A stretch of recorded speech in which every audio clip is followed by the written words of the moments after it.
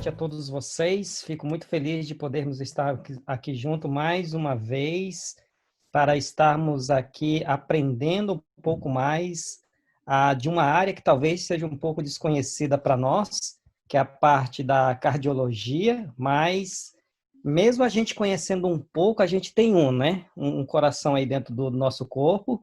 Então, hoje a gente tem o privilégio aqui de termos alguém especialista nessa área, o Dr. Valmor, né, que é médico cardiologista pela UFB-LEL, especialista em cardiologia pela Sociedade Brasileira de Cardiologia, mestre em cardiologia, diretor clínico da Cardiocare,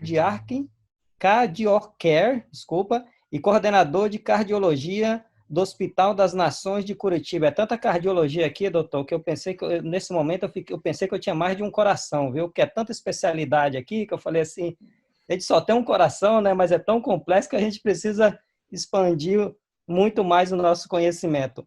Mas estamos felizes em tê-lo aqui conosco, em nome da nossa igreja.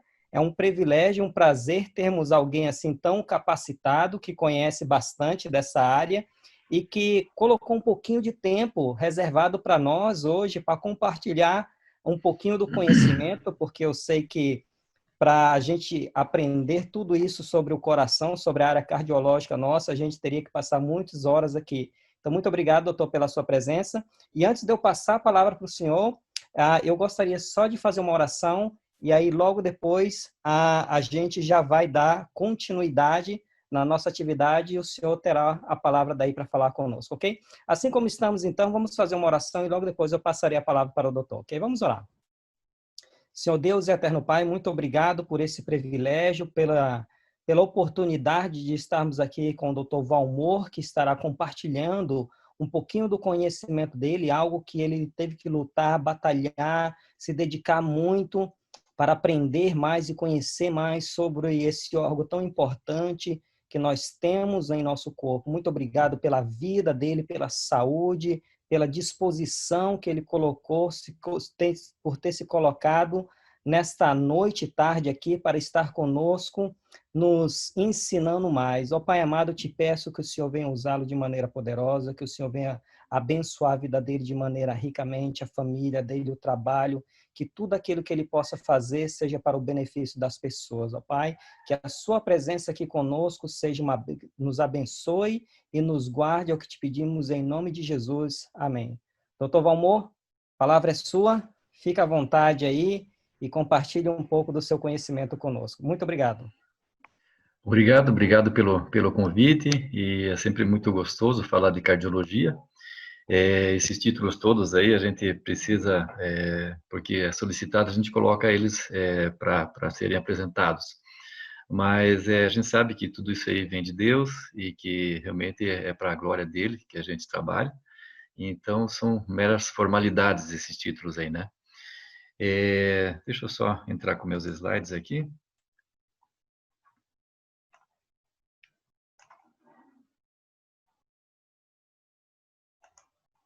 Tá aparecendo, não?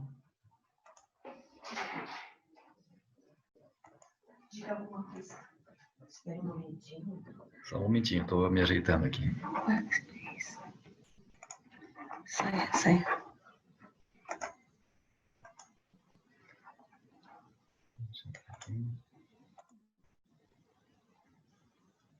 Isso. É aqui? Vai. Se eles estão me vendo. Vocês estão me ouvindo bem? Estão vendo aí? Estamos vendo, doutor Valmor. Estão vendo? Ok. Sim, já estamos vendo, viu, doutor? Aqui a Joia. sua tela já, ok? Ok, deu certo? Estão vendo o screen, né? Deu certo. Então, como eu vinha falando, a gente conversar sobre cardiologia, uma tarde que para nós aqui está bastante ensolarada, embora um pouco fria, né?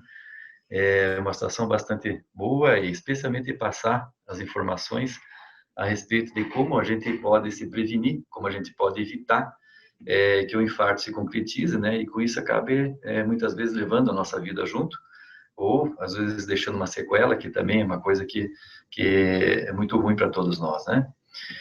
Sempre que eu faço essa apresentação, eu gosto de começar com essa frase, de que se estamos conseguindo nos prevenir, porque a prevenção é uma ação antecipada, baseada no conhecimento da história natural, a fim de tornar improvável o progresso posterior à doença. Ou seja, a gente fazer uma atuação em cima de uma doença qualquer, impedindo que ela tenha um desfecho fatal. Isso foi escrito em 76 e é uma coisa bastante atual, né? Porém, do lado aqui vocês conseguem ver que esse é um corte histológico feito no coração de uma criança, de um lactente, e dali, dentro do coração, a gente já começa a ver a doença presente. Então, essas células da espumosas, que mais tarde eu vou falar um pouco mais sobre elas, já estavam presentes nessa criança bem pequenininha. Então, para vocês verem que é uma doença que ela não pode ser subestimada, porque ela começa muito cedo na vida, né? E a gente realmente tem que ter muito respeito por ela, porque ela acaba ceifando, ou seja, colhendo muitas vidas, né, ao redor do mundo, como a gente vai ver nas estatísticas a seguir. E por que é importante falar sobre a prevenção? Porque em torno de 950 mil americanos morrem por doença cardiovascular ao ano, ou seja, infarto e doenças vasculares periféricas, né? 1 a cada 33 segundos, então é muita gente morrendo. E ainda nos Estados Unidos, né, 61 milhões têm alguma forma dessa doença cardiovascular, ou seja, do coração e dos vasos periféricos, né? E aqui vem um item importante, quer dizer, ela é líder de incapacidade para o trabalho, quer dizer, a pessoa acaba ficando com uma lesão tão importante que acaba não conseguindo mais trabalhar, não conseguindo produzir, que é uma coisa que a gente gosta tanto de fazer, né? Trabalhar e produzir, ser importante na sociedade. E aproximadamente 6 milhões de hospitalizações a cada ano por doença cardiovascular. E no Brasil, a gente tem como estatística que morre praticamente tem um infarto a cada minuto e morre 2 pessoas a cada minuto por causa disso. Então, realmente são estatísticas assim bastante alarmantes. Não é para deixar ninguém assim tenso além do que a Covid já está deixando, né? Mas só para a gente ter uma ideia da gravidade dessa doença, né? Tá? Eu fiz essas cores aqui nacionalistas, né? Você vê que está tudo em amarelo, verde e azul, até para lembrar as cores do Brasil aqui, tá bom, gente? Vamos em frente. Eu não tenho como falar sobre a ateromatose sem falar para vocês da base dela, que é a formação da placa de ateroma. E a ateromatose, ou arteriosclerose, ou aterosclerose, como queiram, é que vai fazer o infarto agudo, né? Que é o que a gente vai falar sobre a prevenção dele. Então, a ateromatose, ela começa muito cedo na infância, como a gente já viu agora há pouco, e começa com a formação dessas plaquinhas aqui, ou seja, dessas raias de gordura, né, que estão dentro do coração até das crianças. Em cima disso é que se desenvolve a placa de gordura. Então, aqui a gente vê que a placa de gordura, né, tem um lago oleoso aqui, um lago lipídico, né, dentro dessa placa, e essa placa começa a obstruir a passagem do sangue que vai digamos, de um vaso maior para um vaso menor, e com isso pode causar isquemia, que é um dos primeiros achados dentro da evolução do infarto agudo. Num corte transversal, a gente vê que aqui essa região chamada de luz, que parece uma luz do vaso mesmo, ela está sendo apertada por essa placa de gordura, né? E como eu já tinha dito antes, quando é que começa, então, a isquemia? Quando é que começa a arteriosclerose? Começa muito cedo na vida. Veja nesse quadro aqui de prevalência, né? Então, a gente tem que 17% das pessoas de 13 a 19 anos já tem placas de gordura. Então, é muito cedo na vida, né? Isso vai evoluindo, sendo que na 5ª década de vida, geralmente atinge o seu ápice. Então, é uma situação muito comum. E também nas pessoas mais idosas, a formação das placas de gordura é comum, mas é uma placa diferente, uma placa chamada fibrocálcica. E essa placa tem menos chance de romper e de causar um infarto agudo, né? E agora, então, a gente entra numa questão até um pouco mais clínica, digamos assim, falar um pouco mais de sintomas, né? Eu quis dar base para vocês, para a gente poder falar sobre isso aqui. Essa foto aqui que aparece aqui na direita, né, é uma foto muito clássica, né, de um pintor que publicou num livro do Netter, que é um livro muito famoso para nós, e ele consegue mostrar exatamente quais são os fatores de risco, quer dizer, o que a pessoa que desenvolve isquemia miocárdica, desenvolve infarto agudo, ela tem.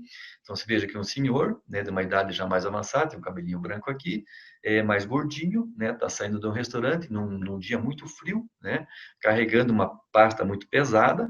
No chão aqui, vocês podem ver, tem um cigarrinho jogado aqui, ele estava fumando, né, e estava fazendo esforço após uma refeição copiosa, provavelmente.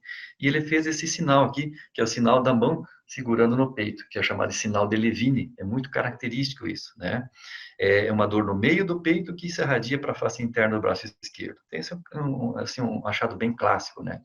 E na foto aqui do lado, a foto da esquerda, você vê que é um senhor já bem mais atualizado, com short, estava praticando seu esporte, e também apresentando o mesmo sinal, né, o sinal de Levine, ou seja, aquela dor forte no peito, e a dor, a pessoa descreve assim como uma dor de sensação de morte iminente, né? A pessoa nunca sentiu aquela dor e sente que é uma dor grave, que assim, tipo, isso não vai acabar bem, né?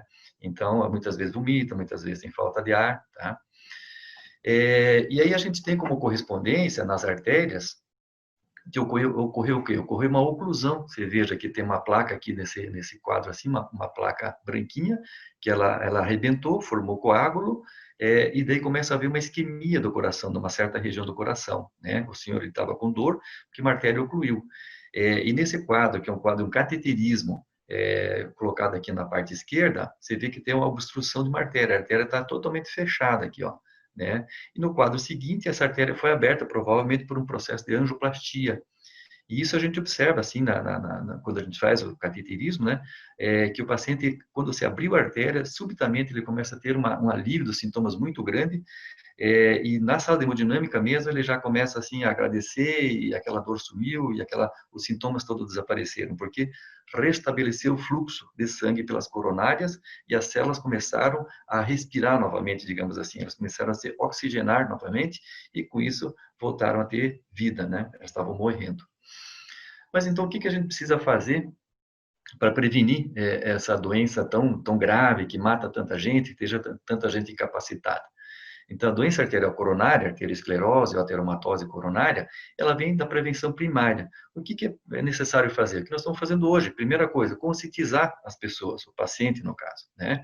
Então, uma vez que a pessoa sabe o que é fator de risco, se ela se encaixa num grupo especial de risco, ela começa a ter mais consciência. Então, isso se faz através de uma consulta médica, de preferência, uma consulta com um especialista. Mas nada impede que a primeira consulta seja com o médico generalista, né? Uma vez que ele saiba desses tópicos aqui, ele pode orientar a pessoa muito bem. Esse médico, então, ele vai avaliar o risco cardiovascular, tá? Através de alguns exames, através de uma conversa, né, com o paciente, através de examinar o próprio paciente, exame físico, né? E esses dados de risco, eles são, hoje em dia, colocados em tabelas, né? Reconhecidamente como preditoras de risco, tabelas mundiais, e a gente pode dizer qual que é a chance que a pessoa tem de ter um infarto ou até de vir a falecer em X tempo, de acordo com esses dados que a gente encontra através da consulta e dos exames complementares. Então, o médico solicita eletroergometria, ecocardiografia, ecodestresse, que é uma modalidade diferente de ecocardiografia, cintilografia, angiotomografia, que atualmente está muito famosa, e até um cateterismo cardíaco, muitas vezes necessário para esclarecer o diagnóstico e orientar o paciente.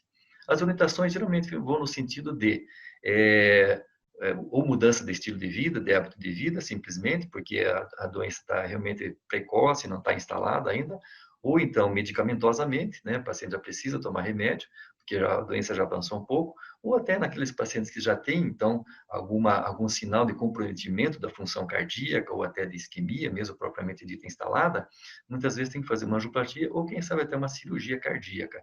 Então, é a evolução da doença, que cabe ao médico, então, classificar onde que o paciente está, em que nível que ele está de desenvolvimento dessa doença, e, em função disso, ele atuar da maneira menos invasiva e mais, digamos, que melhor se adapta ao paciente.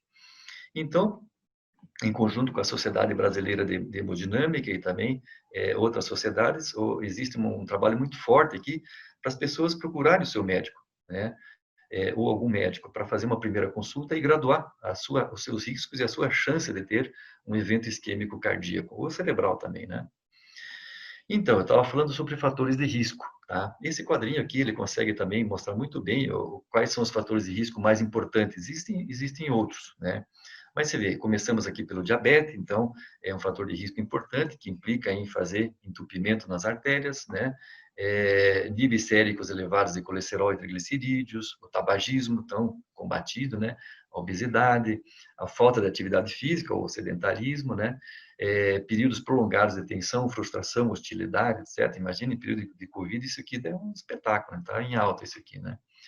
E a idade tem uma incidência maior a partir dos 30 anos, né? Sexo masculino ainda é preponderante, né, quando se pensa em isquemia miocárdica, e as mulheres, então, observar contraceptivos orais, né? Então, esses são os fatores, digamos, os mais importantes. E a gente consegue dividir os fatores de risco em fatores não modificáveis. Então, idade, sexo, raça, história familiar, história pessoal de doença arterial, né? Isso a gente não consegue mudar, você não consegue trocar de família, né? Vou trocar meu sobrenome, então mudei, não tenho mais essa chance aqui. Não, não tem como, né? Então, o pai e a mãe tiveram problema de coração, o tio morreu de repente, a avó já fez angioplastia, quer dizer, a doença está na família. É uma questão de você se dar conta disso e procurar o médico para ele graduar o risco que você tem e a chance que você tem de desenvolver um problema de coronário, né? Logo abaixo, então, os fatores de risco parcialmente modificáveis. Então, HDL baixo, pessoa que tem HDL baixo, ela pode fazer exercício, ela pode fazer intervenção alimentar, né, através de fibras e tal, o HDL sobe e consegue diminuir a chance de ter problema de coronário. LPA, homocisteína também pode ter ação de alimentos, e fibrinogênio também. Então, pessoas que têm isso alterado, né, e isso se observa numa primeira consulta, ela realmente tem que ficar mais atenta, porque ela pertence a um grupo de risco que tem mais chance de desenvolver os problemas. Agora, essa coluna da direita, que é a coluna que a medicina se ocupa mais, que são os fatores modificáveis. Então, a dislipidemia, que é o aumento do colesterol e triglicerídeo, o tabagismo, então, técnicas para deixar a pessoa parar de fumar, tratamento da hipertensão arterial, tratamento do diabetes, da obesidade, que é um problema mundial quase, né, do sedentarismo ou do estresse. Então, esses fatores nós conseguimos atuar em cima deles. E são fatores, assim, que dependem de uma decisão pessoal, muitas vezes. O médico pode influenciar, mas é a pessoa que vai decidir o que ela vai comer, se ela vai fumar ou não vai fumar, se ela vai tratar da pressão alta ou não. Só que, assim, muitas vezes a pessoa não tem consciência das consequências disso. E isso é função do médico. Então, alertá-la através de gráficos, figuras, ou aquilo que é o canal de comunicação da pessoa, da chance que ela tem de desenvolver um problema tão sério quanto arteriosclerose, isquemia e infarto agudo do miocárdio. Tabagismo, então, um dos primeiros fatores, né, um dos mais importantes, né? Aqui vocês podem observar a comparação de dois pulmões, né? O primeiro de paciente fumante, o segundo de um paciente não fumante, né? Sempre quando apresenta esse slide aqui, tem um engraçadinho que fala assim, mas os dois morreram, né? Lógico, não é esse o ponto, né? O ponto é dizer o seguinte, que o pulmão do fumante estava preto desse jeito aqui, de tanta fuligem que tinha ali dentro, né? É um aspecto macroscópico. Porém, se ficou desse jeito o pulmão, imagina o coração, como é que ficou, né? E sobre o tabagismo ainda, então, a gente sabe que 1/3 da população mundial ainda fuma, né? E são 6 milhões de mortes anuais em função de doenças que o cigarro causa. E veja que o custo disso tudo é muito alto, né? São 200 bilhões em tratamentos de dólares, né? Em tratamento. E no Brasil também não é muito diferente disso. Veja que 200 mil mortes anuais são causadas por doenças originadas do cigarro, né?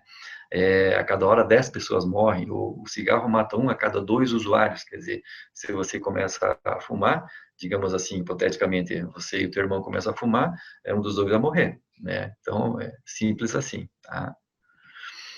Um outro fator de risco, a hipertensão arterial, né? Ela é bastante prevalente, ou seja, tem muita gente hipertenso no mundo, né?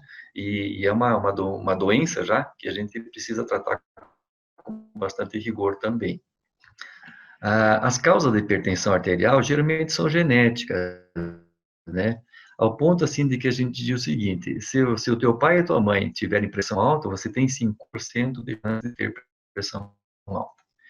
Então, é uma questão até de se dar conta da coisa, né?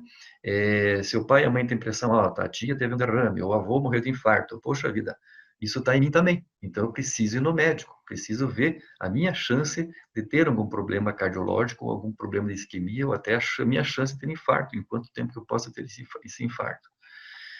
Também são outras causas do meio ambiente, então o frio, calor, altitude, pessoas que são submetidas a dietas com mais gordura, né? Características individuais, né? Então, pessoas altas, pessoas baixas, magras, então, as coisas individuais. E doenças associadas. A gente sabe que tem algumas doenças que influenciam mais, né? Como, por exemplo, a alteração de tireoide, alterações de suprarrenal, tudo isso aí acaba influenciando a pessoa a desenvolver hipertensão. Ou mesmo obesidade, né? Que também acaba influenciando bastante no desenvolvimento da hipertensão arterial. Eu trouxe esse quadrinho aqui para a gente, assim, desmistificar ou explicar bem certinho o que é a pressão sistólica, né? E a pressão diastólica, né? Tanta gente pede, mas o que é uma, o que é a outra? A sistólica é a pressão máxima, aquele númerozinho máximo, né? 12/8. Então, a sistólica seria a 12, é o número máximo. E a pressão diastólica seria o número mínimo, então seria o 8, né? Então, a pressão sistólica é a força com que o coração joga o sangue para fora do sistema, para dentro do sistema arterial, ou seja, para fora do coração. E a diastólica, digamos, é a resistência das artérias. Eu sempre falo aqui de uma brincadeira bem simples, que é fácil de entender. É como se nós dois estivéssemos jogando uma bola um para o outro. Então, a sistólica é a força com a qual eu jogo a bola para você, né? É a minha força com que eu joguei, a força do coração. E a pressão diastólica é, assim, a tua capacidade de segurar essa bola, é a tua resistência, né? Então, você vê que são coisas diferentes. Uma vez que você entenda isso, fica bem fácil você explicar, assim, aquelas perguntas. Ah, mas se as duas se juntarem, o que acontece? Não acontece nada, porque cada uma é uma coisa, né? Então, assim, não tem o que... se as duas se afastam muito, pode ser algumas doenças, mas o que acontece? Não acontece nada, né? Porque cada uma significa uma coisa, né? Então, por que a pressão arterial é importante? Porque ela aumenta muito o trabalho cardíaco. Imagina só um coração que tem que bater para levantar uma coluna de mercúrio de 12 milímetros, uma coluna de água de 120 milímetros. De repente, ele tem que levantar essa coluna de água de 160, 180. É como se nós tivéssemos que levantar um peso, normalmente de 100, e de repente alguém coloca lá 200. O que vai acontecer? A gente vai ficar musculoso, a gente vai continuar tentando levantar, a gente vai continuar a vida inteira fazendo isso. Daqui a pouco a gente vai começar a ficar fraco, não consegue mais, não consegue mais. Daqui a pouco a gente não tem mais como reagir. E é isso que acontece com o coração. Inicialmente ele fica hipertrofiado, depois ele começa a dilatar, depois ele começa a ficar fraco e daqui a pouco ele não consegue mais jogar o sangue para fora, né? E geralmente isso evolui com falta de ar, porque o órgão que vem logo atrás do coração é o pulmão. Se o coração não consegue mais jogar o sangue para fora dele, né, para a circulação sistêmica, ele começa a acumular dentro do pulmão e a pessoa tem muita falta de ar, né? A hipertensão também está relacionada com AVC, ou seja, com derrame. E, infelizmente, pode ocorrer em crianças e está ocorrendo, e cada vez em número maior. É alarmante como tem crianças hipertensas hoje em dia. Então, não só vocês ou nós procurarmos nossos médicos, mas também levarmos nossos filhos, especialmente se existe história de hipertensão na família, né? Esse quadro aqui é um quadro bastante interessante e um quadro, sim, bastante chocante também. Eu já vou explicar para vocês por quê. Ele expressa o quanto das pessoas que tiveram o diagnóstico de hipertensão se tratam. Vamos para o Brasil, para não ir para outros países. Então, no Brasil, 6% só dos diagnosticados estão se tratando. Só que assim, quem que se tratou? Quem foi no médico. Só que, assim, só 25% dos pacientes hipertensos vão no médico, né? Alguém pode falar, mas eu não sei se sou hipertenso. Lógico, vai no médico, daí você vai saber ou não. Mas, assim, só 25% vão no médico. Desses 25%, só 6% se tratam. Então, assim, numa linguagem bem popular, a coisa não vai mudar dentro de um curto espaço de tempo. Por quê? Mesmo as pessoas que vão no médico não conseguem, não seguem o conselho, não fazem o tratamento, não tomam remédio, né? E acabam tendo as consequências da pressão arterial. Então, é um quadro dramático esse aqui, na verdade. E vejam que tratar a hipertensão não é uma coisa difícil. Então, restrição de sódio, ou seja, diminuir o sal da comida, né? 2 a 4 gramas de sal, mas é 2 a 4 gramas para fazer a comida, sabe? Não é que você vai acrescentar. Tirar o saleiro da mesa é fundamental e básico que tem que ser feito logo, né? Mas, assim, para fazer a comida, usa 2 a 4 gramas. Uma colherinha de cafezinho de sal, né? Para fazer a alimentação. Controle de peso, reduz em 20 milímetros. Atividade física, mais 4 milímetros. Limitação do álcool. Você vê que aqui eu não falei nada de remédio. Sabe que se a pessoa institui essas 4 situações aqui na vida dela, uma vez que ela seja hipertensa, ela acaba diminuindo quase 30 milímetros de mercúrio só colocando isso aqui no seu dia a dia, né? Lógico, depois vem todo um arsenal terapêutico que pode ser usado para baixar a pressão.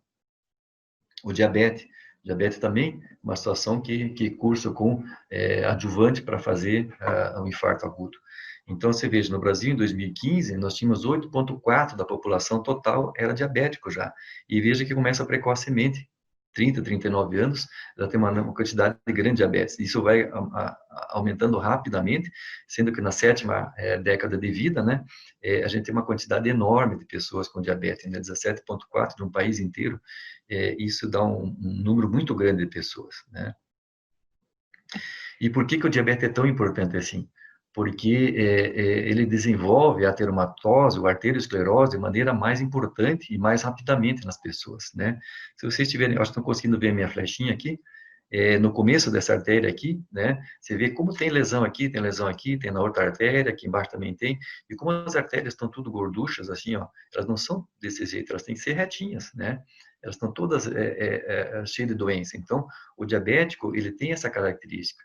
E quando a gente faz um cateterismo diabético, a gente sempre usa o termo artéria de diabético. Por quê? Porque é extremamente doente, sabe? Uma placa do lado da outra, né?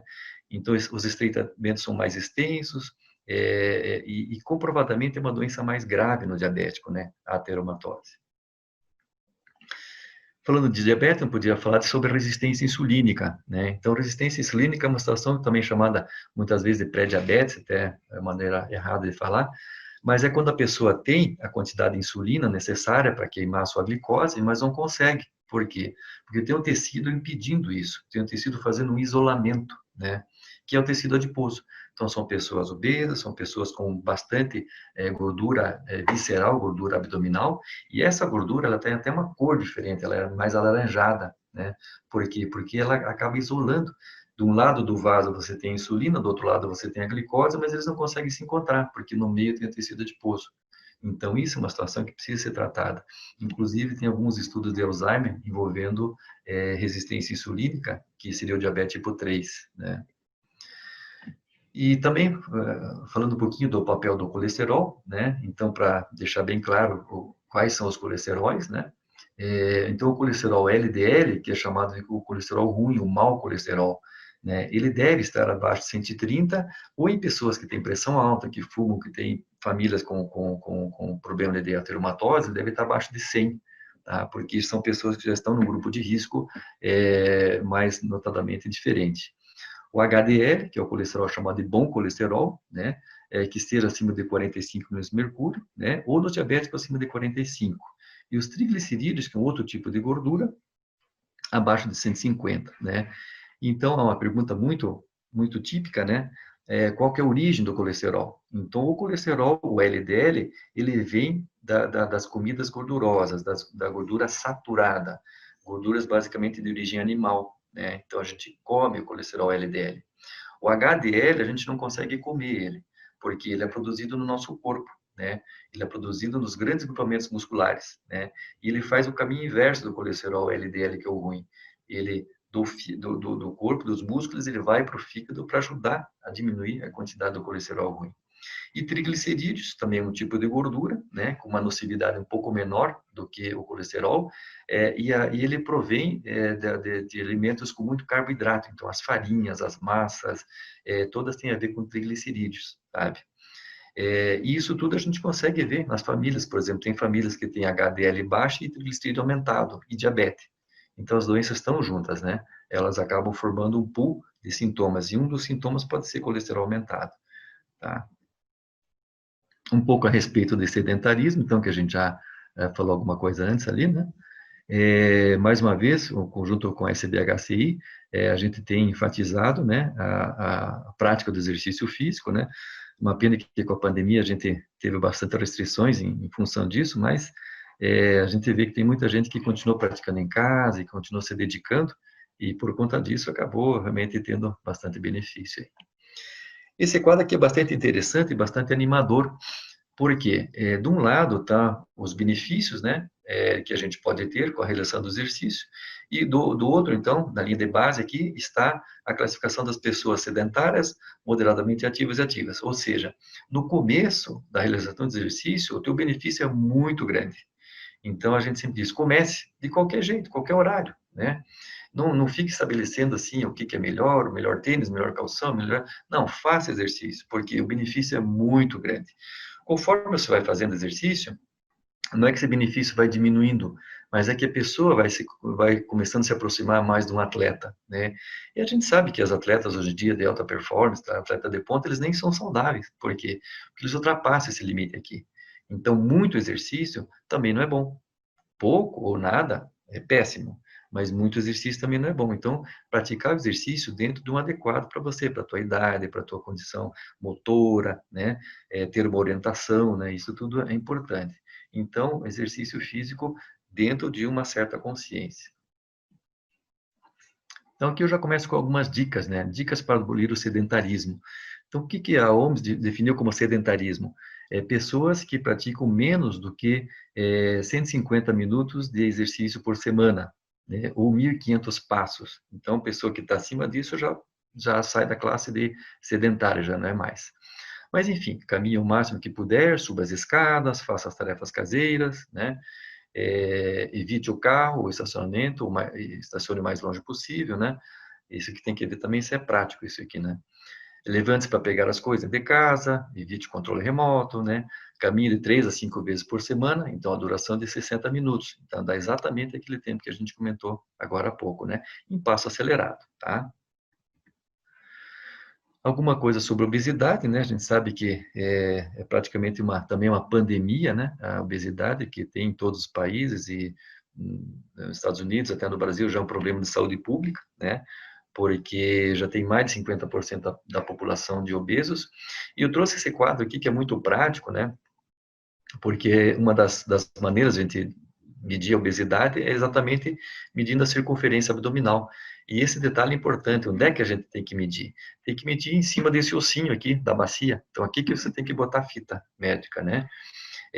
Então, nos homens, que esteja 94 a menos, né? Ou, quando está obeso, então 120. Mulheres, 80.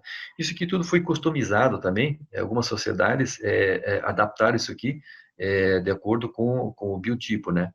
Então, por exemplo, na China, no Japão, essa classificação é um pouco diferente, sabe? Que as pessoas têm uma estatura diferente, né? Da outra, conforme os países vão variando.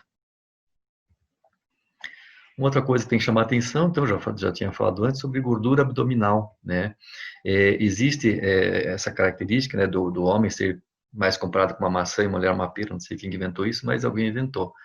Mas isso quer referir o seguinte, que essa disposição de gordura, quando o homem fica com aspecto de mulher, o aspecto ginecoide, que a gente chama, ou seja, a gordura mais acentuada na raiz das coxas e no abdômen, isso é ruim, porque ele está acumulando um tipo de gordura extremamente aterogênica, ou seja, formadora de placas de gordura, formadora de entupimento das artérias, né? E isso tem a consequência de ajudar a evoluir ou, por si só, às vezes, formar doenças, né? Então, esse tipo de biotipo, que seriam as características pessoais que a gente viu agora há pouco, também tem que fazer parte, assim, da pessoa se dar conta disso e procurar o médico, até falar, olha, eu tenho mais gordura na barriga e tal, e isso, eu ouvi falar aí no sábado à tarde, um cara lá falou lá do Brasil que tem a ver com infarto agudo, verdade? Então, se dá conta e ir atrás, né? Basicamente, né, a gente, quando fala em obesidade, já lembra em tratamento já vai para dieta, né? E também a SBHC está apoiando fortemente a mudança de hábito de alimentar no Brasil, né? E em todo o mundo, né? Mas por consequência. Então algumas dicas sobre alimentação saudável: aumentar o consumo de verduras e frutas, né? 5 porções pelo menos ao dia.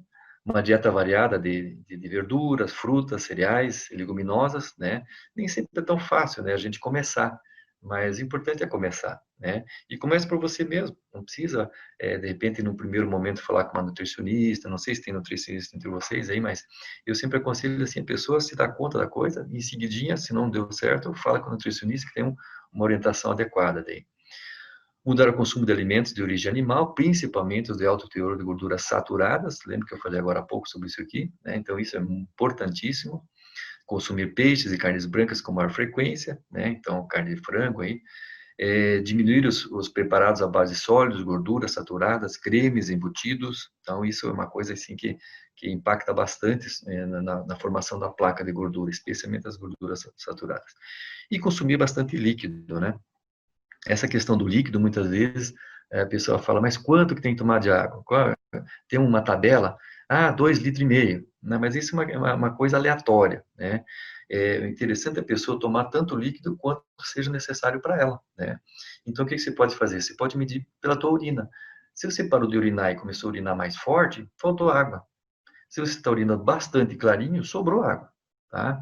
Então, assim, muitas pessoas precisam de 2 litros de água, outros 2,5 litros, outros 1,5 litro. Isso é uma coisa que varia de pessoa para pessoa. Então, não tem uma tabela fixa. A gente fala em 2,5 litros porque a pessoa precisa de uma resposta, né? Quanto? 2,5 litros, então.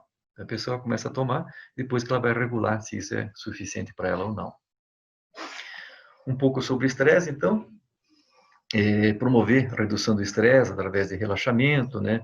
Atividades que a pessoa começa a desenvolver, que acabam deixando ela, digamos assim, mais relaxada, né?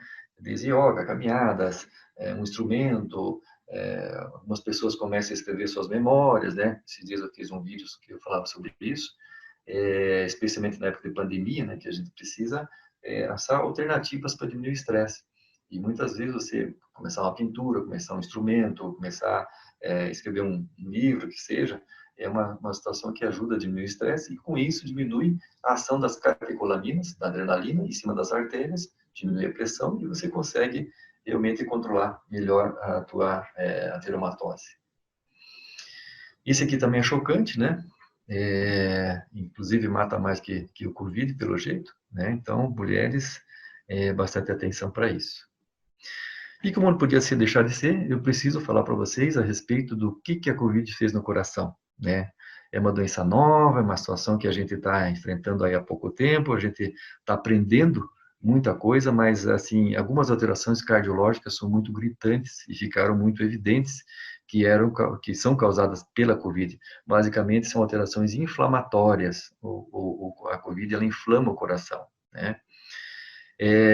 Tá meio borradinho aqui esse, mas eu pus só para dizer que o Brasil inteiro está movido a webinar, reuniões e congressos virtuais, tentando achar o melhor jeito de a gente tratar a Covid quando atinge o coração.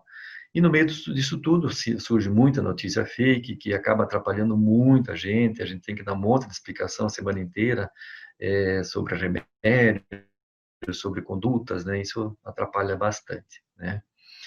Mas, basicamente, a gente sabe que o vírus, né, ele produz, então, uma inflamação, né, no corpo todo. Essa inflamação, inicialmente, percebeu-se que era uma inflamação que atingia o pulmão, por isso que a pessoa tem febre, tosse, falta de ar, taquipneia, respiração muito rápida, hipoxemia, falta de oxigênio, né, e aparece uma pneumonia e uma síndrome de deficiência respiratória. Então, no pulmão, a coisa ficou bem caracterizada, né, e é isso que chama a atenção da pessoa para ir no hospital. A pessoa começa a ter falta de ar, começa a ficar com tosse, começa a ter febre, e ela acaba indo no hospital. Mas, geralmente, no hospital é que a gente consegue diagnosticar as outras coisas, sabe? Ou seja, as afecções sobre o coração. Então, pessoas que têm idade avançada, começa com hipotensão, tem diabetes, tem doença arterial, estão mais predispostas, né? Uma vez que tem febre e vão no hospital, elas fazem uma miocardite. O que é miocardite? É uma inflamação do músculo cardíaco. E é uma inflamação regional. Atinge, às vezes, o coração como um todo, mas muitas vezes pequenas regiões do coração. E essas pequenas regiões, elas simulam infarto. Nós mesmos, eu trabalho no Hospital das Nações, tivemos vários pacientes que chegaram ao hospital com dor no peito, né, com tosse e falta de ar, mas tinha dor no peito, fizemos o eletrocardiograma apontava para um infarto agudo, né, dosamos as enzimas cardíacas, que são dosadas pelo sangue, né, também comprovaram, o paciente foi para cateterismo e as coronárias estavam abertas, ou seja, ele não estava infartando porque a coronária tinha fechado, ele estava infartando porque o músculo estava inflamado, o músculo do coração. Então, estava simulando um infarto agudo do miocárdio, né? E a gente sabe hoje que o dano e a consequência sobre o coração é quase o mesmo do infarto agudo, né? Inclusive, a mortalidade existe e a gente sabe que é bem alta. Então, acontece uma cardite, né? Aqui embaixo eu pus que aumenta algumas enzimas, né? Dímero D é uma enzima que dosa se a pessoa fez uma embolia pulmonar ou não, mas ela sobe só por conta da Covid também. Ou seja, a Covid bagunçou toda a cardiologia e a pneumologia, né? Então, coisas que para nós eram até muito certas, só se encontravam em tal lugar, agora a gente está vendo que a Covid está trazendo isso para nós também. Assim, um quadro resumido assim do que acontece. Então, a lesão cardíaca acontece, né? Geralmente porque existe uma toxicidade viral direta no músculo cardíaco, né? O músculo começa a sofrer, que tem menos oxigênio, né? E o coração começa a dilatar, começa a sofrer uma inflamação e dilata e fica fraco, né? Essas outras consequências aqui são por microtrombos, que obstruem a passagem do sangue dentro do coração, ou dentro das artérias cerebrais também, e com isso pode simular, inclusive, um derrame, né? Geralmente eu acabava minha apresentação aqui, que é basicamente um resumo, né, dos fatores de risco, que a doença, a pessoa tendo fator de risco, evolui para a doença arterial coronária, e daí, com isso, ela fazendo mudança desse estilo de vida, que basicamente é mudar os fatores de risco, acaba tendo mais saúde, né? Então, aqui em cima tem obesidade, estresse, alimentação, cigarro, e aí vai. E daí, agora, por conta da Covid, eu acrescentei esse outro slide aqui, ó, que é use máscara, use álcool em gel e o distanciamento social, né? E eu botei várias figurinhas aqui da Turma da Mônica, né? Porque vocês, com certeza, sabem quem que é o Maurício, quem que é a Turma da Mônica. E o Maurício permitiu que, pela primeira vez, o Cascão tomasse um banho para fazer parte da campanha da pandemia, né? Então, foi uma coisa muito bacana, né? Então, isolamento social, usar máscara, traçar os planos, né? Então, tudo isso que a Turma da Mônica está fazendo, a gente precisa fazer também. Gente, eu acabei um pouquinho antes até do que eu imaginava, né? 5 minutinhos antes aí, mas eu agora vou deixar um tempo aberto para a gente conversar. E vocês podem me fazer perguntas e alguma coisa que não ficou bem claro, alguma coisa que precisa ser estendido, aí fiquem à vontade, tá? Doutor, eu gostaria de fazer uma pergunta. Geralmente a gente ouve dizer que a gente sente dor no coração, né? Às vezes, eu não sei se é a angústia, mas eu vi várias pessoas dizer, eu sinto meu coração doer. E eu fico pensando, será mesmo que a gente sente dor no coração? Sente sim, sabe? O coração, ele não tem um nervo do coração. Então, o coração, ele usa um outro nervo, ele pega carona no outro nervo, sabe? Como não tem o nervo do coração, ele pega carona no nervo do braço, no nervo do pescoço, no nervo da língua, às vezes, né? Eu tive um paciente que ele já tinha passado por 2 dentistas, já tinha feito todo o tratamento dentário necessário, e toda vez que ele subia uma ruazinha ali no Alto da 15, ele tinha dor nos dentes, só doía os dentes dele, né? E daí a gente fez os exames cardiológicos, fizemos um cateterismo e ele acabou operando o coração e passou a dor de dente dele desse jeito. Então o coração dói sim, mas ele não tem o nervo dele. Ele usa os outros nervos para referir, são dores referidas, né? Entendi. Porque várias pessoas falam, nossa, hoje eu estou com uma dor no coração. Eu falei, gente, eu nunca senti essa dor do coração. Será que a gente tem dor no coração? Existem muitas causas de dor, sabe? Na verdade, são quase 75 causas de dor torácica, né? E algumas delas são do coração, outras não, né? Então, tem desde de problema de articulação, de osso, pulmão também dói, né?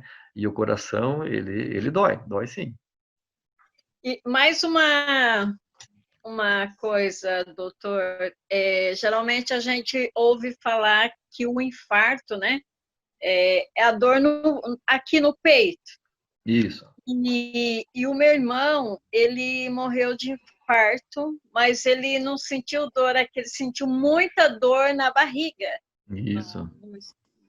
Existe Para mim o foi quadro novo. clássico. Sim. Existe o quadro clássico, né, que é uma dor no meio do peito, aquele sinal de Levine que a gente viu, dor no meio do peito, que vai para o braço ou vai para o queixo, né? Muitas vezes a pessoa vomita, né, ou sente muita náusea, né? Esse é o quadro clássico. Mas, assim, tem tanta variante nisso, Por exemplo, tem pessoas que não sentem nada e estão infartando, né? É muito, assim, existe uma taxa aí, chega a quase 25% de pessoas que não sentem nada, né? E infartaram. Outras pessoas sentem só dor no estômago. Ah, tive uma dor na boca do estômago. Estava lá na praia, pedimos uma pizza e passei a noite inteira com dor na boca do estômago. Aí chega em Curitiba, a gente faz o eletro, a gente infartou, né? Na verdade, a dor na boca do estômago é um infarto, né? Mas o mais comum, né, é a pessoa sentir que aquela dor, aquele sintoma nunca teve antes e que aquilo é algo diferente, sabe? A pessoa conta assim, olha, essa eu nunca tinha tido e não me atentei que era mesmo. Porque existem dor nas costas, né? Tem paciente aqui que infartou só com dor nas costas, né? Dor no braço direito, que não é o comum, mas comum é no esquerdo. Então, existem as variantes. Graças a Deus, são variantes com menor taxa, né? E nas mulheres, o aparecimento do sintoma, ele pode ser bastante atípico, né? Então, a gente sabe que as mulheres têm uma variação no tipo de coronária, são coronárias mais finas, às vezes mais tortuosas, e a sintomatologia nas mulheres, ela pode variar mais do que nos homens, sabe? Então, é bastante interessante porque a gente precisa valorizar mais alguns sintomas nas mulheres, né? E muitas vezes mulher com dor no peito é uma coisa muito comum. O homem não conta, ele tem a dor, mas ele não conta, né? E a mulher já conta. Então a gente precisa valorizar. É por isso que a medicina é tão bonita, porque uma consulta é diferente da outra. Uma dor que você sente pode ser alguma coisa, uma dor que outra pessoa sente pode não ser nada, né? Então eu vinha desde o começo falando que é muito importante falar para o médico, procurar e falar, ó, tô com uma dor assim já faz uma semana, toda vez que eu subo aquela escada que eu subi ano passado e não tinha dor, esse ano eu estou tendo dor. O que será que pode ser? Né? Às vezes a dor vem de madrugada, dá uma náusea, mas esses dias eu vomitei, né? O que será que pode ser? Doutor, eu gostaria de fazer uma perguntinha. Pois não. Posso? Claro. Então, vou contar o meu histórico assim rapidamente. A minha família morre toda de infarto do coração. Minha mãe, minha avó, minha tia-avó, quase toda a gente. Isso. E eu tinha arritmias. Só que, entretanto, eu mudei o meu estilo de vida e tornei-me vegetariana e parei de fumar e então, e de tomar álcool, de ingerir álcool, eu vejo que isso mudou. Só que há uns 2 anos atrás eu senti qualquer coisa no coração. Na verdade, eu não senti muito bem. Fui fazer uns exames de rotina, senti-me assim uma indisposição. Mas quando fui fazer uns exames, o médico, eles não foram muito específicos, não é? Porque aqui na Inglaterra eles não querem alarmar as pessoas. Uhum. E o médico disse que eu tinha tido alguma lesão no coração. Fiquei logo alarmada, fui pedir o eletrocardiograma, fui fazer, e o doutor garantiu-me que eu não tinha nada, que até as arritmias tinham desaparecido. Mas a minha mãe e a minha família também têm outro agravante, eles são hipertensos e a minha mãe tinha angina de peito, então isso é uma das coisas que me preocupa bastante.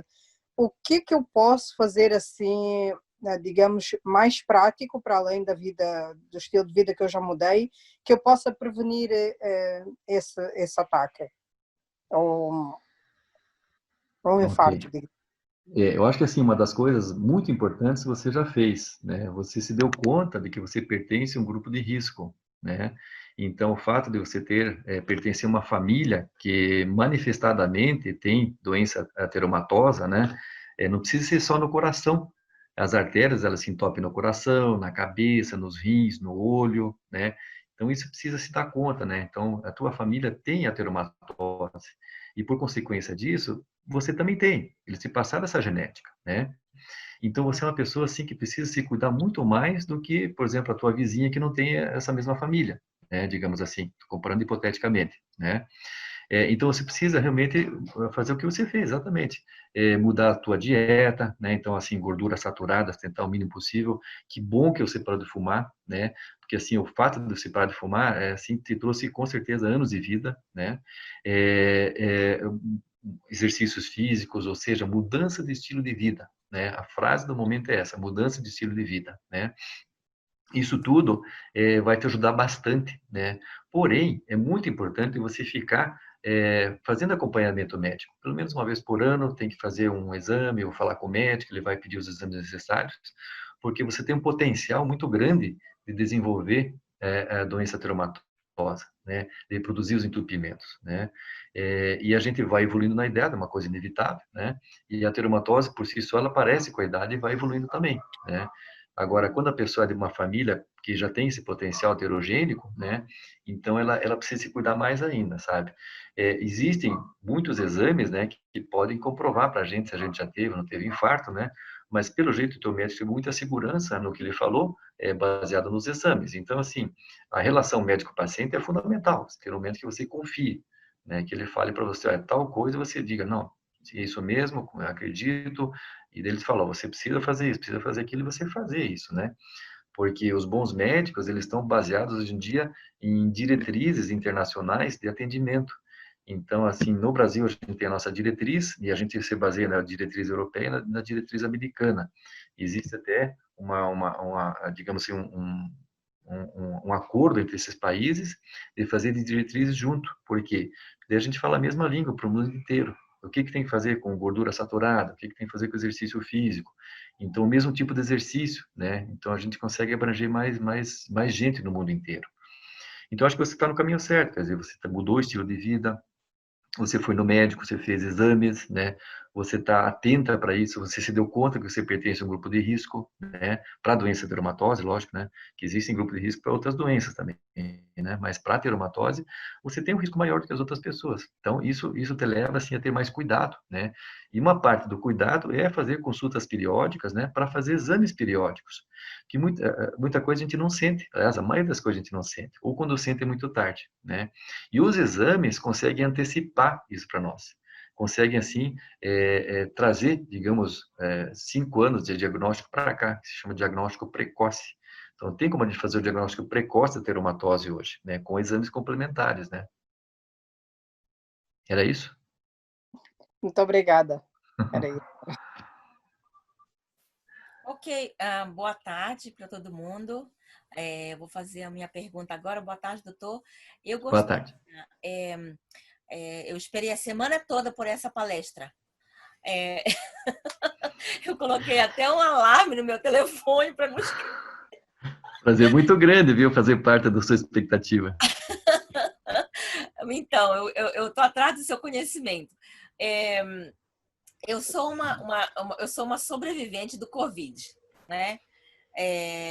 E graças a Deus foi assim uma coisa muito leve e a gente conseguiu tratar em casa, sob a orientação de 3 médicos, né?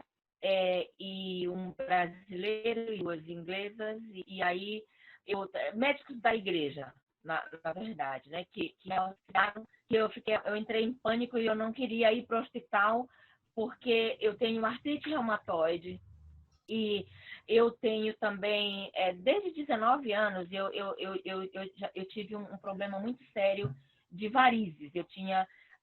Começou quando eu tinha 19 anos, eu tinha na minha perna esquerda. Então, tipo assim, a ponto de eu não conseguir caminhar. Aí, quando eu tinha 19 anos, o médico falou que eu tinha que fazer uma cirurgia para retirar essa varize que é do meu joelho para baixo, né? Só que aí eu me tornei adventista na época, eu era obesa, eu era uma adolescente obesa, adolescente não, jovem, né? Que eu já tinha 19 anos na época. E aí eu era obesa para minha idade, e depois aí eu entrei na igreja. Quando eu entrei na igreja, eu mudei completamente o meu estilo de vida. Eu me tornei vegetariana, e aí eu comecei a fazer um tratamento natural com um médico japonês, também na nossa igreja. E aí, tipo assim, eu tinha uma cirurgia marcada para 2 meses, quando eu comecei a fazer esse tratamento natural. Cirurgia do que era? A cirurgia para retirar essa parte da veia, né? Da minha perna esquerda. E aí, tudo bem. Aí passou. Quando eu fiz essa mudança drástica no meu estilo de vida, com a cirurgia que era marcada 3 meses, né? Eu não precisei fazer. E houve, assim, o meu corpo reagiu muito rápido, né? E tudo bem. Aí passou. Isso é para eu poder chegar agora. Eu estou com 53 anos. Eu tinha 19 e agora estou com 53. Eu voltei a comer carne fazem 10 anos atrás, que eu não comia até então. Só que aí, quando eu tive o Covid, passou tudo, eu fiz todos os exercícios orientados, tudo. Só que eu notei duas coisas. Eu tenho um cansaço excessivo que todas as pessoas que têm Covid, que eu já falei, que eu já ouvi, elas também têm esse cansaço. Porque antigamente eu não tinha cansaço.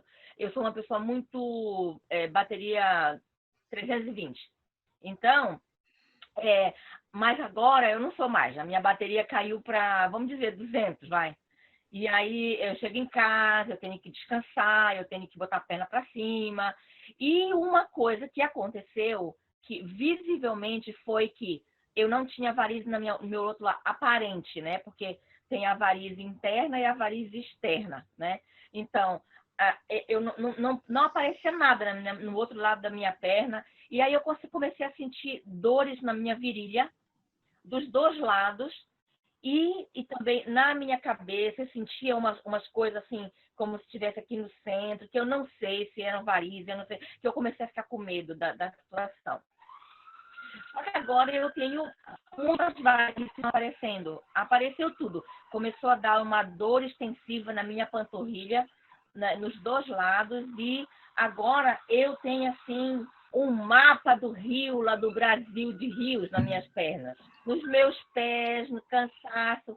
Então, eu gostaria de saber a sua opinião, qual seria a melhor orientação, aonde começar? Porque aqui na Inglaterra, como a Malena já falou, aqui é difícil para a gente conseguir uma consulta com um médico cardiovascular. Sim, sim. A gente tem alguma ideia de como é que funciona o sistema de saúde aí. Eu já vou responder a tua pergunta, né? Eu só não estou chamando vocês pelo nome, quando eu estou me referindo a vocês, que pelo meu computador não aparece exatamente o nome de todos, né? Eu sou a Cláudia. Desculpe, não... Tá. Então, vamos começar desde da sua idade de jovem, né? Então, o fato de a senhora ser obesa, né, na época, isso produziu uma série de modificações do seu organismo, né? Nos ossos, no coração, né? E nas veias também, né? Então, as varizes são formadas por dilatações de veias das pernas que têm dificuldade de subir o sangue para até o coração, até os pulmões, no caso, né?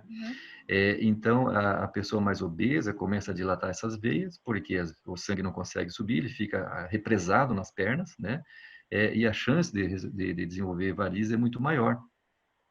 Aí a senhora mudou o seu estilo de vida, né? Passou a ser vegetariana, perdeu bastante peso e removeu parcialmente esse tipo de mecanismo, né? E as varizes melhoraram, né?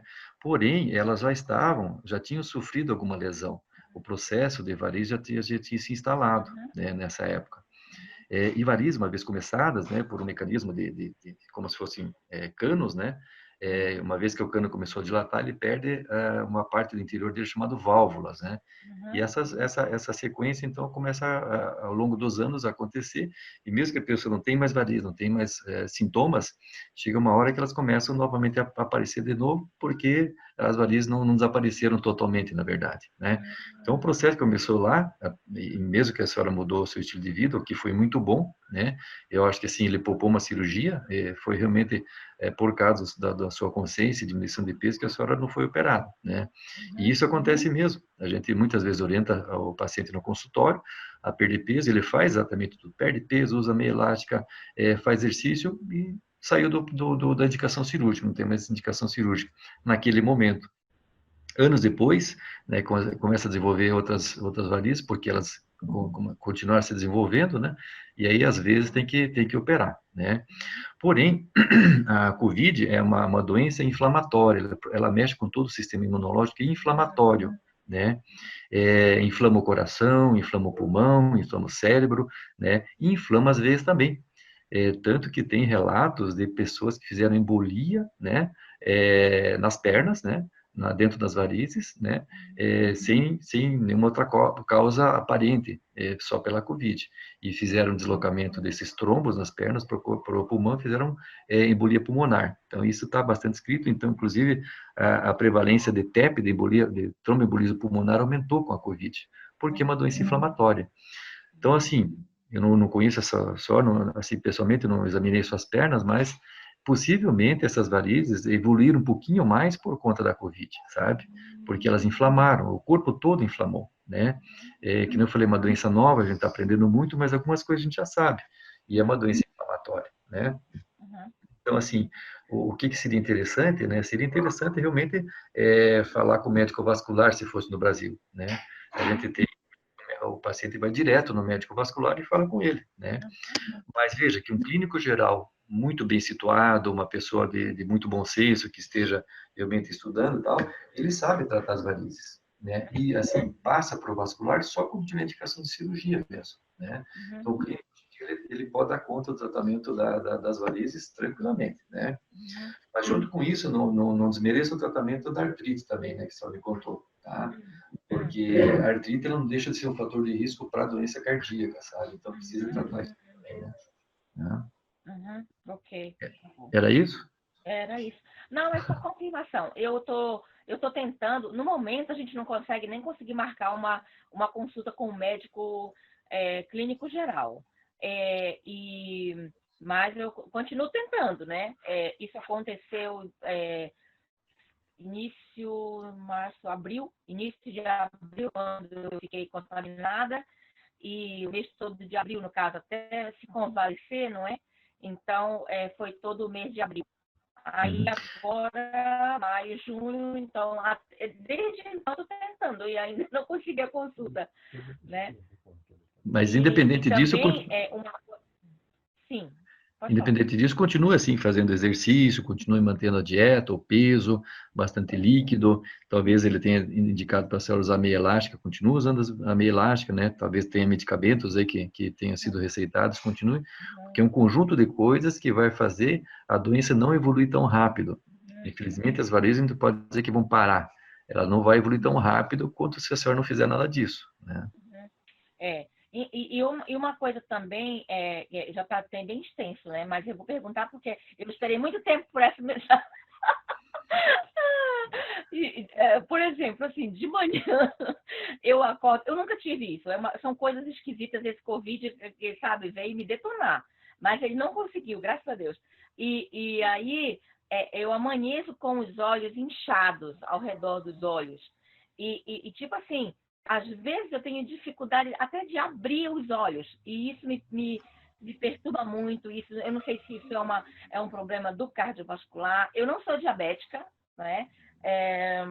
Pressão arterial ótima. Eu até às vezes faço controle de pressão arterial, coloco tudo escrito, porque eu tenho casos na família, como o senhor mesmo disse, como a gente tem propensão na família, né? A gente tem que tomar cuidado. Meu pai tem... Eu já trabalhei na saúde também, eu fui instrumentadora cirúrgica no Brasil, então, assim, eu tenho um pouco de conhecimento da área. Então, mas há coisas que só um médico, né, pode relatar.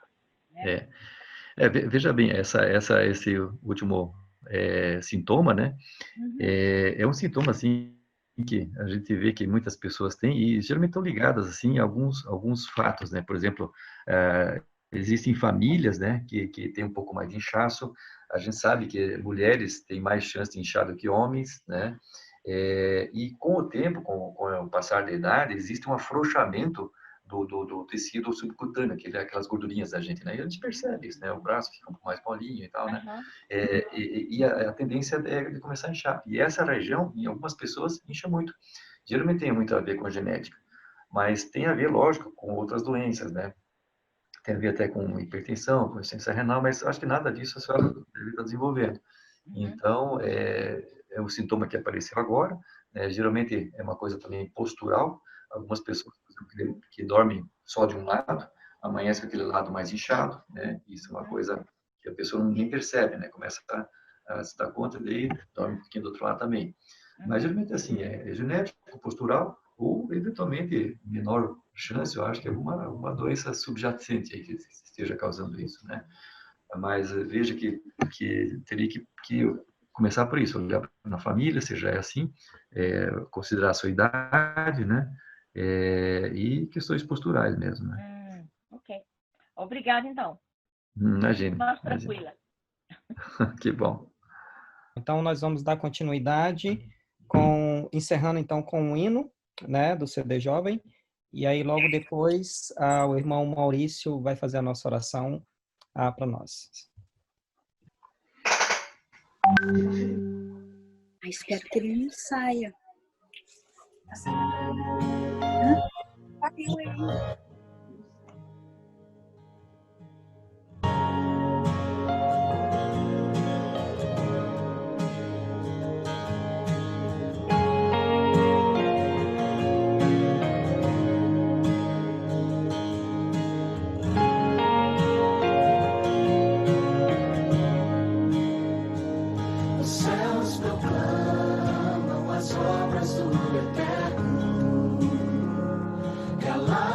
Cantam de sua imensidão e uma voz com sons de glória ecoa em toda a criação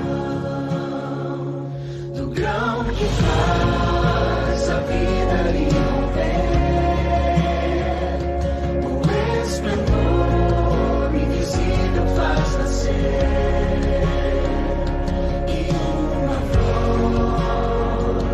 Sons de glória ecoam em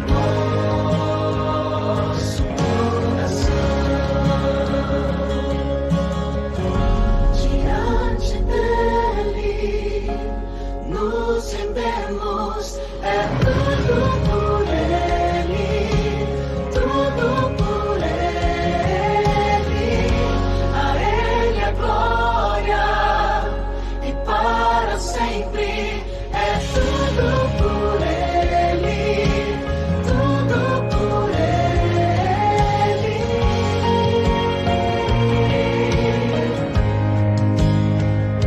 Em oração e na palavra seguiremos,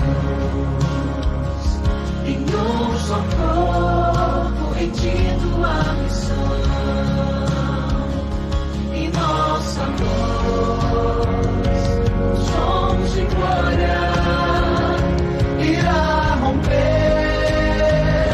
a escuridão. Diante dele nos rendemos, é tudo por ele, tudo por ele. A ele a glória e para sempre. Tudo por ele, tudo por ele.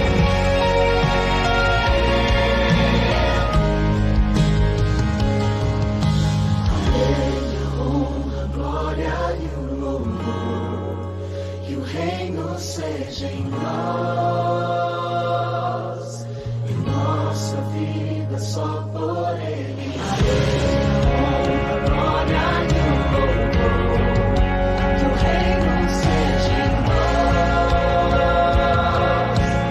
Nossa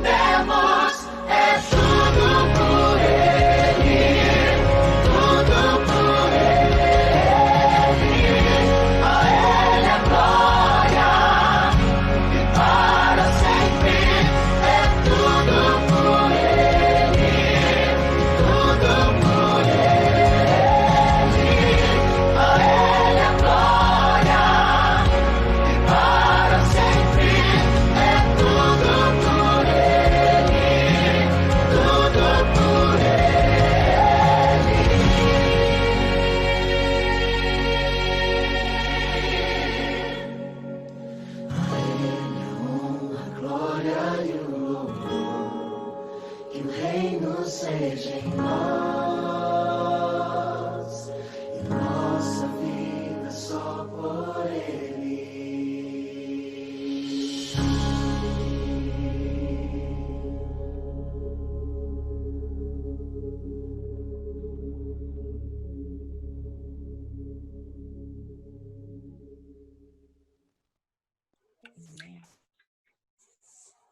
Maurício, é com você. Vamos juntos. Querido Jesus, nós queremos agradecer, porque toda a glória e todo o louvor e toda a nossa vida é por você, é por ti, Senhor. Queremos agradecer pelo teu sacrifício, pelo teu amor, pela tua misericórdia, porque tu enviaste teu Filho unigênito para viver e para morrer e para ressuscitar por cada um de nós, ó Deus. Queremos pedir que tu derrame teu Espírito sobre cada família aqui representada, mas sobretudo na vida do Dr. Valmor, ó Deus. Obrigado pela disponibilidade. Nós sabemos que nesses tempos de epidemia, nesses tempos de uma vida tão agitada, ele pôde dispor dessa hora para partilhar um pouco do conhecimento que tu destes a ele através da sabedoria celestial e, claro, através do esforço pessoal dele para se dedicar. Que tu possas continuar utilizando os dons que tu destes a ele para que mais e mais pessoas possam ser beneficiadas por isso, ó Pai. Abençoe a família dele, abençoe-nos nessa semana que está iniciando agora também, ó Pai.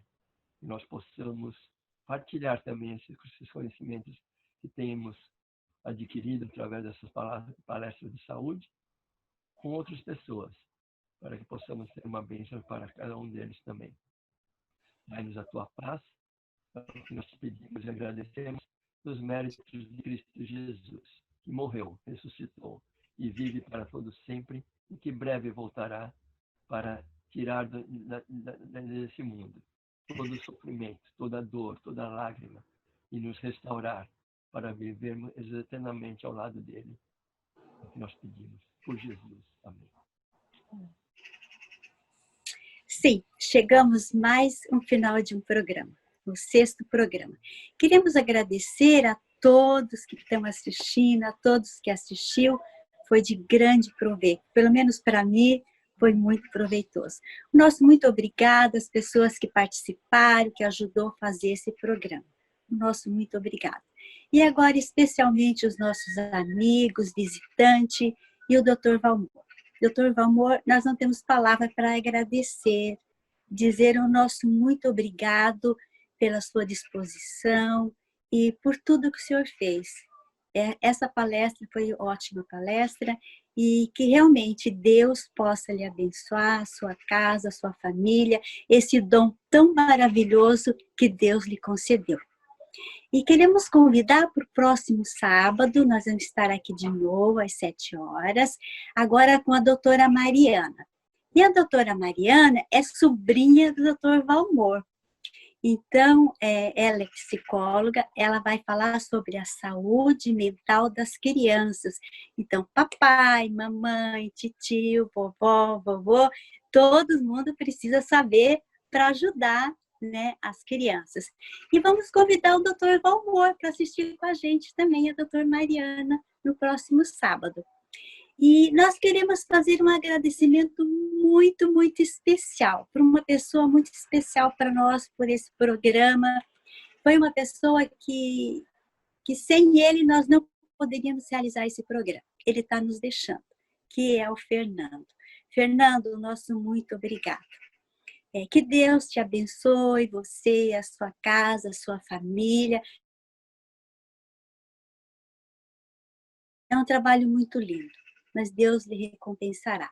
Mas não precisamos ficar tristes, porque nós já arrumamos uma outra equipe que vai nos ajudar, né?